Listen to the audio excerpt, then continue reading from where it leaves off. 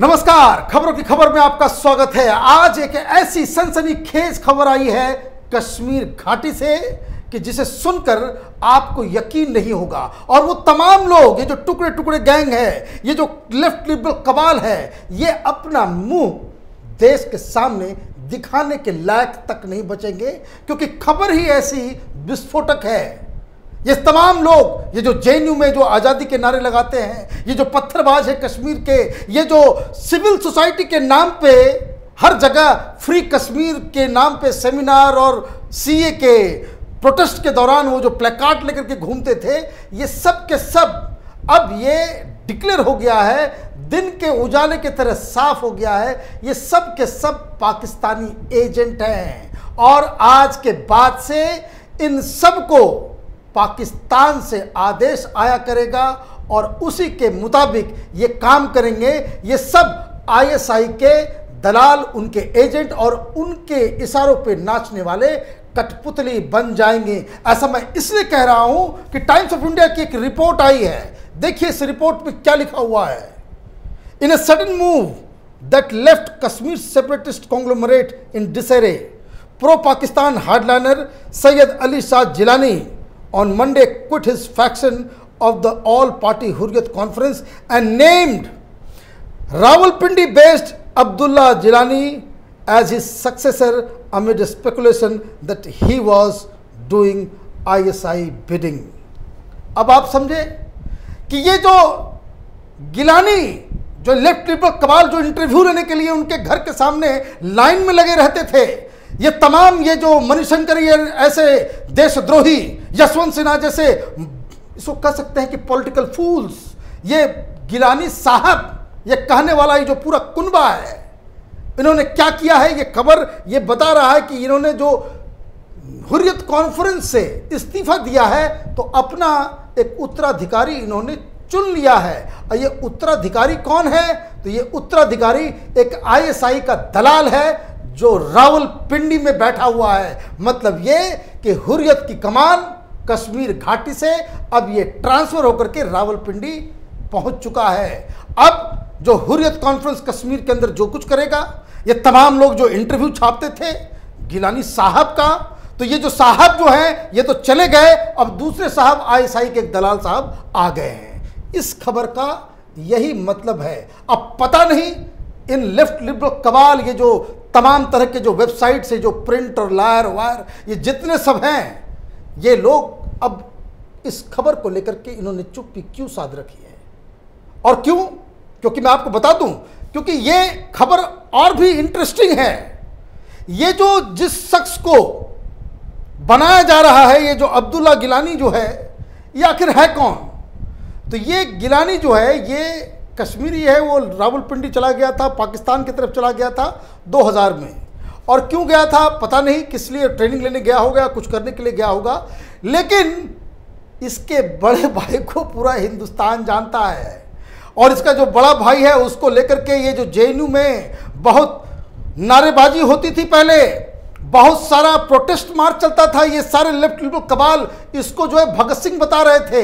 ये SAR गिलानी, ये जो पार्लियामेंट अटैक में एक वो शख्स जो अफजल गुरु के साथ को कन्विक्ट था, लोअर कोर्ट में इसे कन्विक्ट किया गया, इसे भी फांसी की सजा दी गई, लेकिन हाई कोर्ट और सुप्रीम कोर्ट में इसे in the need of evidences, मतलब एविडेंसेस नहीं होने, ऐसा नहीं कि उसका वो उसमें शामिल नहीं था, लेकिन इसके खिलाफ पर्याप्त एविडेंस नहीं थे, इसलिए वो बच गया। लेकिन मैं आपको बता दूं कि सुप्रीम कोर्ट ने अपने फैसले में इस SAR जिलानी के नाम पे ये कहा था कि suspicious of his role, supreme court was suspicious of his role, मतलब ये एक सबूत भले ना मिला हो जिसके जरिए उसको मौत की सजा दी जाए, जिस तरह से अफजल गुरु को टांगा गया फांसी पे, लेकिन इसका जो रोल था वो सस्पिशियस था। ये जेएनयू में अक्सर आया जाया करता था। जेएनयू में जितने जो देशद्रोही नक्सल, अर्बन नक्सल्स, ये जो जितने जो वामपंथी हैं, उनके साथ उठता बैठता था, गंगा ढाबा में खूब चाय की चुस्कियां लेता था ये वामपंथी लीडर्स के साथ, ये अफजल गुरु और ये दोनों। और सिर्फ जेएनयू में ही टहलता घूमता नहीं था, ये इसे दिल्ली यूनिवर्सिटी में ये अरबिक पढ़ाता था जाकिर हुसैन कॉलेज में। अब देखिए इस देश का क्या होगा, ये किस तरह का एक माफिया जो जेएनयू से एकेडमिक्स के अंदर जो वो व्याप्त है। आप आतंकवादियों को प्रोफेसर बना देते हैं, ये क्या पढ़ाता होगा अपने क्लास में, आप समझ सकते हैं। तो अफजल गुरु और एसएआर गिलानी, ये जो पार्लियामेंट अटैक के जो चीफ जो साजिश करता थे, तो उसी गिलानी का ये भाई है।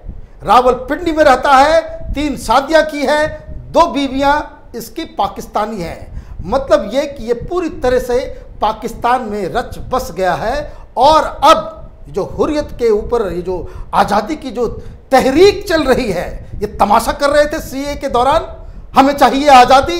ये कहाँ है कन्हैया कुमार, ये कहाँ है मेवानी, ये कहाँ है तमाम जेएनयू के जो तथाकथित देशद्रोही अर्बन नक्सल्स जो इसके साथ खड़े हुआ करते थे, जो ये कहते थे कि भाई कश्मीर में जो है वो एक मूवमेंट चल रहा है, ये मूवमेंट चल रहा है आईएसआई के पैसे के ऊपर, उसके टुकड़े के ऊपर पलने वाले ये सारे संगठन हिंदुस्तान के अंदर में ऐसे लोगों को डिफेंड करते आए, जिसका आज ये भेद खुल गया कि ये जो जिलानी साहब ने अपना सही रंग बता दिया और ये सही अपना उत्तराधिकारी उन्हें सौंपना पड़ा। किसको? तो एक आईएसआई के एजेंट जो पाकिस्तान में बैठे हुआ। क्यों ऐसा हो रहा है?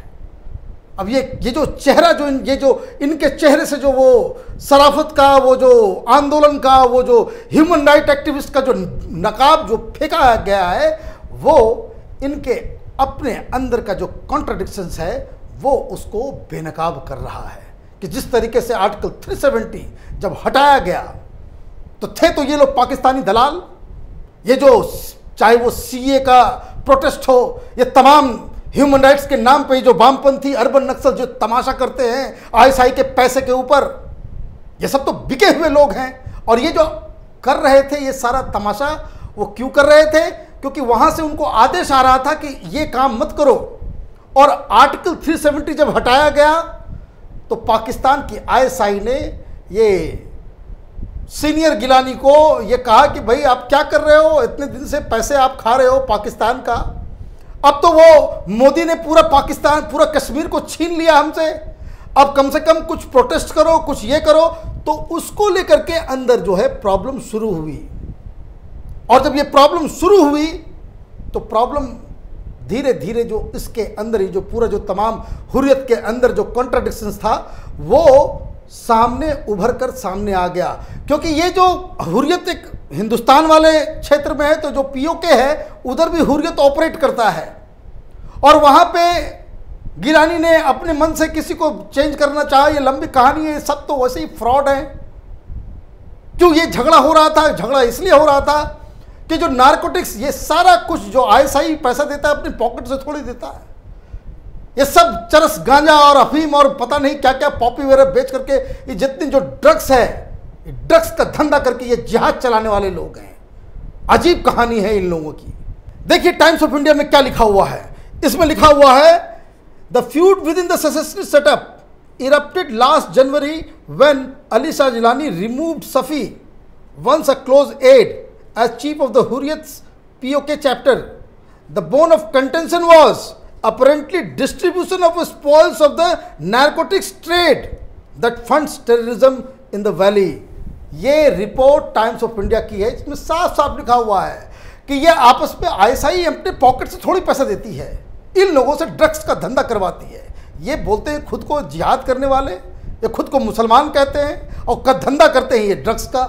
और वही पैसे से, वही पैसा जो है जेएनयू भी आता है, वही पैसा ये अर्बन नक्सल्स के पास भी आता है, वही पैसा ये जो सीए के नाम पे जो तमाशा करने वाले जो लोग हैं, ह्यूमन राइट्स हुकूक की लड़ाई लड़ने वाले, ये सब उसी द्वारा फंडेड है। ये साफ साफ ये रिपोर्ट बता रहा है कि जिलानी का जो झगड़ा जो पीओके चैप्टर के साथ हुआ वो इसलिए हुआ क्योंकि वो जो ड्रग्स का जो नारकोटिक्स का जो पैसा था वो उसमें बंटवारे में कुछ दिक्कत हो गई। लेकिन इसका सहारा, इसका प्रॉब्लम क्या हुआ, ये जनवरी की कहानी है। पिछले अगस्त में आपको याद होगा कि 370 हटा दिया गया था। तो आईएसआई के द्वारा कश्मीर के अंदर में बवाल मचाने के लिए इनको आदेश आया, लेकिन इन लोगों को तो जेल में बंद कर दिया गया और बाकी ये सारे इनकी जो फंडिंग वगैरह का जो पूरा रास्ता था डोभाल साहब ने चुन चुन के उस सारे जो लूप होल्स थे सबको उसने टाइट कर दिया था। तो न कुछ आंदोलन हो सका, न खून की नदियां बही, और पाकिस्तान वहां पे पूरी दुनिया में हर ग्लोबल प्लेटफॉर्म पे जाकर के चीखता चिल्लाता रहा कि बस हटने दो, हटने दो कर्फ्यू, कश्मीर के अंदर खून की नदियां बह जाएगी। एक कतरा नहीं बहा, कहीं गोली नहीं चली। पुलिस की गोली से उस पूरे दौरान जब तक वो कर्फ्यू लागू रहा, एक भी पुलिस को गोली चलाने की जरूरत नहीं पड़ी। यह है असलियत, यह है इनकी साख। और इसलिए जब ये बेनकाब हुआ तो आईएसआई को समझ में आ गया कि ये जो 90 साल का जो बूढ़ा है जिसके पीछे हमने खरबों खर्च कर दिए, ये किसी काम का नहीं है। तो ही वॉज सैक्ड। और यही कहानी इस पूरे तंत्र की है। और अब आईएसआई को लगता है कि जितने सारे जो कश्मीर वादी में बैठ करके हुर्रियत के नाम पे हमारे पैसे को जो खा रहे हैं, पाकिस्तान से जो सारा पैसा जो भेजा जा रहा है वो बेकार जा रहा है, इसलिए इसकी पूरी कमान जो है वो पाकिस्तान के अंदर ही रखी जाए। अब सवाल ये है कि ये यशवंत सिन्हा, ये डी राजा, ये सीताराम येचुरी, ये जो जिलानी के घर में जाकर दरवाजा खटखटाते थे कि भाई मिल लो हमसे, विनती करते थे, ये बहुत सारे पत्रकार, फर्जी पत्रकार जो पाकिस्तान की दलाली करते हुए कश्मीर पहुंच गए, वहां गिलानी साहब से मुलाकात करने लग गए। अब इन लोगों से सवाल पूछा जाना चाहिए कि तुम्हें पाकिस्तान से कितने पैसे मिले, क्योंकि ये तो अब बिल्कुल साफ हो गया कि ये हुर्रियत कॉन्फ्रेंस इज नथिंग, ये पाकिस्तान के द्वारा प्रायोजित, उसके द्वारा फंडेड, और फंडेड भी किस चीज का, नारकोटिक्स का, उसका ये एक एजेंसी था। और इसलिए जो तमाम लोग, जिन लोगों ने इस जिलानी साहब को मीडिया में, यूनिवर्सिटीज में, इंस्टीट्यूशंस में जो प्लेटफॉर्म दिए, वो भी अब सवाल के घेरे में आ गए हैं। आप देखते रहे कैपिटल टीवी। हमारे वीडियोस को लाइक कीजिए, शेयर कीजिए और हमारे चैनल को सब्सक्राइब कीजिए। धन्यवाद।